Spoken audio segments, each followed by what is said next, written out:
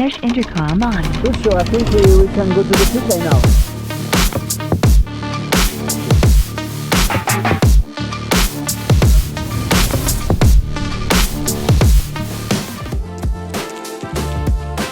Chez BMW, le summum du gros trail, c'est bien sûr la R1300 GS Adventure, ici en version Trophy. Regardez-moi ce tank, avec son énorme réservoir de 30 litres de capacité, qui va autoriser une autonomie de plus de 500 km. Un énorme moteur boxer hyper large, 1300 cm3, 145 chevaux, 149 Nm de couple, à des régimes vraiment très bas voulus par BMW. C'est une moto aussi qui peut recevoir la transmission automatique ou semi-automatique ASA, laquelle ne nous a pas vraiment convaincus par son manque de douceur générale. Mais c'est aussi une moto bardée de technologie. Il y en a partout, des modes de conduite, les détections d'angle mort, les radars adaptatifs, etc., etc. Tout ça pour vous faire traverser l'Europe à deux dessus, presque plus confortablement finalement que la BMW RT, parce qu'elle a plus de débattement de suspension. Par contre, c'est un sacré gabarit, 870-890 mm de hauteur de selle, 269 kg tout plein fait, et nous l'avons pesé à 283 kg tout plein fait sur notre balance. Alors si cette moto vous semble trop moderne, peut-être trop chère aussi parce qu'elle commence à 23 800 €, mais elle peut très vite monter à 30-32 000 € avec ses packs, eh bien il n'y a plus roots, il y a plus essentiel, il y a plus historique, avec ça, la BMW R12 GS.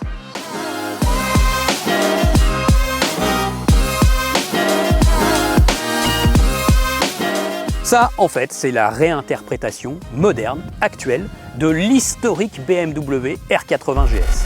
Nous sommes à la fin des années 70, BMW a gagné 3 fois le championnat allemand de tout-terrain avec une grosse cylindrée grâce à Herbert Tschech, un pilote allemand, et ils se sont dit chez BMW qu'il fallait créer une moto polyvalente avec le moteur boxer, à l'époque déjà, une transmission par arbre, cardan, oui déjà, et ils ont créé la R80 GS. Et boum, ça a été immédiatement le succès. Et la suite, on la connaît. Depuis, cette moto a toujours évolué. 1100, 1200, 1250, 1300. Et c'est devenu tout simplement la moto de plus de 500 cm3 la plus vendue au monde. Bon, allez, c'est pas tout ça. On fait la pression des pneus, je m'équipe et on va aller s'amuser sur une piste de tout terrain.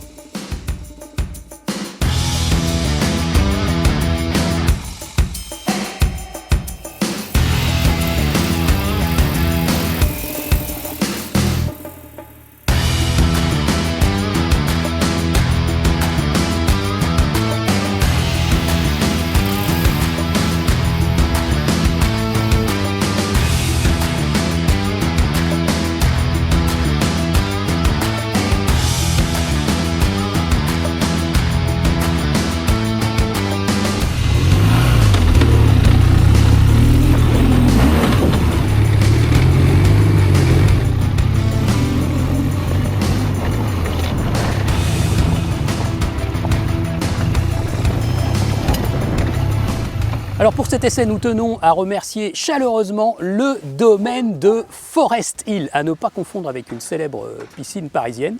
Un domaine réservé au tout-terrain de loisirs, 4x4, buggy SSV, quad, et qui vous permet de découvrir le pilotage de ces engins plutôt marrants dans un superbe écrin, voilà, entre une piste de franchissement et puis des hectares et des hectares de verdure. Je vous mets le lien dans la description vers le site du domaine de Forest Hill et vous pourrez vous renseigner pour venir jouer ici. Attention, pour le moment il n'y a pas de moto, mais ça va changer, ça devrait évoluer et ce sera bientôt ouvert aux concessionnaires, clubs, constructeurs. On vous tient au courant.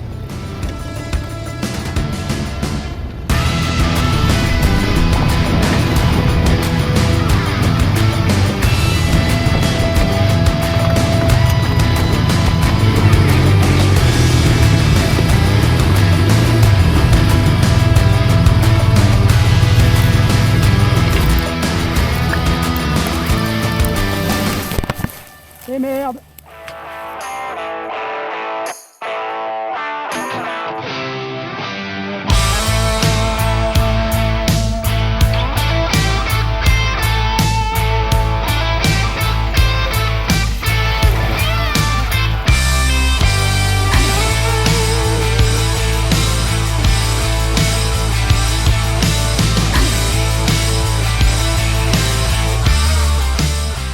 Bon, petite interlude, hein. Évidemment j'ai essayé avec la grosse R1300 GS Adventure. Elle fait peur cette moto, hein. Elle est haute, elle est grosse, elle est large. En fait, oui, elle passe bien, elle absorbe en suspension, oui, elle se guide, ok, d'accord, très bien. Le moteur est souple et tonique, hein, donc dès qu'on ouvre, on a beaucoup de couple, donc ça c'est super. En fait, avec sa limite de gabarit, on se restreint et partout où on commence à jouer avec la R12 GS parce qu'elle est légère, parce qu'on la place bien, avec celle-ci, on freine, on a peur. Au cœur de cette moto, on retrouve le moteur Boxer, donc bicylindre à plat, 1170 cm3. En définitive, c'est le moteur qui a été utilisé sur les BMW R1200 RT et R1200 GS en 2010. C'est le moteur double arbre à cam, 4 soupapes par cylindre avec un arbre d'équilibrage central. Voilà, c'est un moteur donc ancienne génération que BMW a su préserver et faire passer les différentes normes. Il est arrivé en Euro 3, puis Euro 4, puis Euro 5 et maintenant Euro 5+ sur cette moto. Au niveau des révisions, c'est tous les 1 an ou 10 000 km avec contrôle du jeu aux soupapes et vidange pour le moteur. Et nous avons la transmission par cardan qui nécessite un vidange de pont tous les 20 000 km à peu près. Par contre, vous savez, chez BMW, les nouveaux cardans, comme sur la R1300 GS, ils sont considérés comme une pièce d'usure à partir de 80 000 km, il va falloir le changer.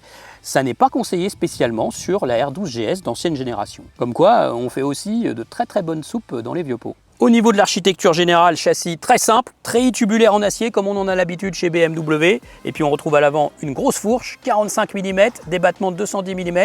Et puis à l'arrière, le monobras avec la transmission par cardan, le paralover, associé à un amortisseur, des battements 200 mm. Bien sûr, les suspensions sont ajustables à l'avant comme à l'arrière. On retrouve un amortisseur de direction, c'est pas vraiment pour le tout-terrain, c'est plutôt pour la tenue de cap à haute vitesse. Franchement, aux allures légales en France, il n'y a aucun problème. Et puis le garde-boue qui a été travaillé et même ajouré ici pour que l'air qui arrive ici traverse le garde-boue jusqu'au radiateur d'huile pour participer au refroidissement de la moto. Pas mal. On a de belles jantes sur cette moto à rayons tangentiels, hein. Vous voyez les petits rayons qui arrivent ici en bord de jante. Donc on peut avoir un montage tubeless des pneumatiques. 21 pouces à l'avant, hein, et 17 pouces à l'arrière en série. Vous pouvez avoir une 18 pouces pour vraiment avoir des trains roulants 18-21 comme une enduro. Mais à l'arrière, c'est une option. Suivant les packs d'options, vous pouvez avoir des petites dotations électroniques. Et vous avez par exemple le régulateur de vitesse, les poignées chauffantes. Et puis vous avez aussi des modes, comme le mode Enduro ou Enduro Pro, que l'on peut piloter ici des Komodo. Ça va permettre de déconnecter notamment l'ABS à l'arrière et puis aussi l'anti-patinage. C'est quand même très très utile en tout terrain. Suivant les packs d'options, vous pouvez avoir soit un compteur assez rétro comme ça, ou un compteur horizontal et LCD. Et puis vous avez aussi la possibilité d'avoir de quoi recharger votre smartphone en port USB ou en prise 12 volts. Allez, c'est le moment de conclure l'essai de cette R12 GS. Bon, eh bien c'est pas tous les jours, mais là franchement, j'ai eu comme un coup de cœur pour cette moto. Un coup de cœur déjà en Allemagne quand je l'ai essayé pour la première fois. Je me suis dit qu'on ne devait pas en rester là, qu'on allait en faire une petite vidéo. C'est réparé aujourd'hui. Mais je voulais quand même la prendre aux côtés de la R1300 GS pour bien mesurer l'écart entre cette moto, qui est définitivement hyper bien faite, mais pour faire quoi? Pour rouler finalement sur la route, traverser la France, vous emmener tous les jours au boulot, traverser l'Europe en duo chargé avec le kit 3 valises. Elle est parfaite pour ça. Pour faire de la vraie polyvalence, route tout chemin, il y aura des limites avec ce gabarit. La R12 GS, ça revient à l'essentiel. C'est vraiment une moto polyvalente, route tout chemin. Et on monte dessus, on redécouvre une étroitesse fidèle à l'esprit de la GS. On retrouve beaucoup d'agilité et de maniabilité dès la basse vitesse. Merci au moteur Boxer qui abaisse le centre de gravité. Et tout de suite, c'est une moto assez intuitive, que ce soit pour la route, prendre des virages, où finalement elle se montre précise. Moi, je suis toujours bluffé par la qualité des châssis BMW. Elle tient la route, elle est maniable, elle est agile. Elle efface les difficultés sur tous les virages, sur toutes les routes bosselées. Très technique, c'est très très agréable. Et puis en tout chemin, eh bien, elle donne du plaisir cette moto, parce qu'elle est agile, elle est maniable, elle est vraiment agréable à piloter à basse vitesse et puis elle a les trains roulants qu'il faut avec de la retenue en hydraulique pour pouvoir vraiment commencer à faire du vrai off-road finalement. Donc c'est très très bien de ce point de vue. Bon, le moteur il participe au plaisir parce que dès le démarrage on retrouve les sensations des anciennes GS. Un tout petit peu de couple de renversement, presque pas, mais heureusement il est là.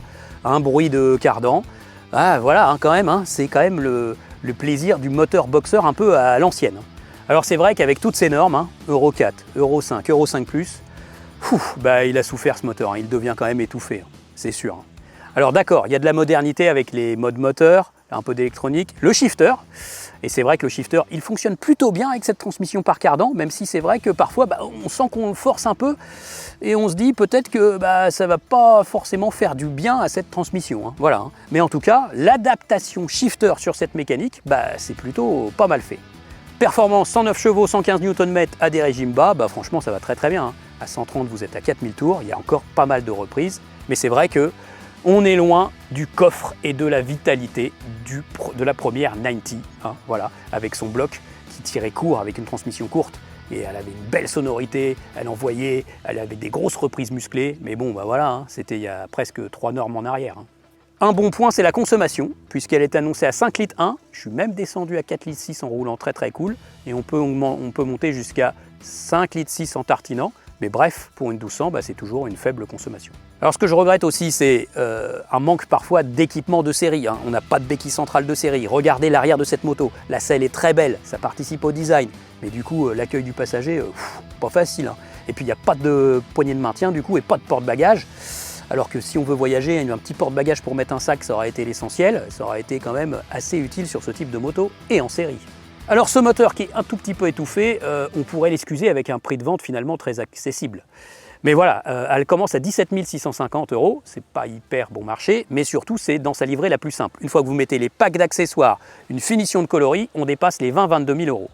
Et là franchement, non, moi je trouve ça trop cher avec toutes ces pièces de réemploi finalement. Même si c'est vrai que c'est une BMW fabriquée en Allemagne.